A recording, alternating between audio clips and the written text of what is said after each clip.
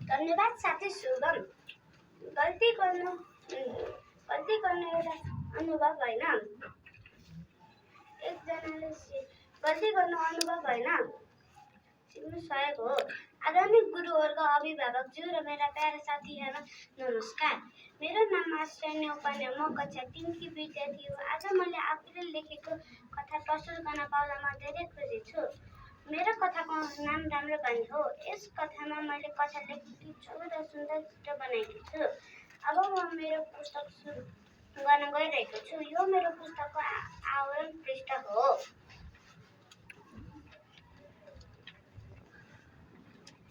सुरेश सधैँ ढिलो उठ्थ्यो र गृहकार्य नगरी विद्यालय जान्थ्यो। यो सुरेशको घर हो र यहाँ सुरेश सुतिरहेको छ।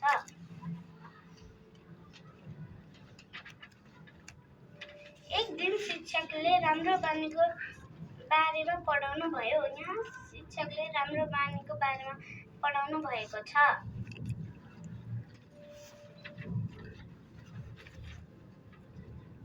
त्यसपछि उसले समयमै उठ्ने र नियमित पढ्ने बानी बसाल्यो। यहाँ सुरज पढिरहेको छ। केही समयपछि उसको नतिजा सुधार्यो। यसरी उसले राम्रो बानी नै सफलता दिन्छ भन्ने कुरा बुझ्यो। यहाँ सुरज मन लगाएर पढिरहेको छ।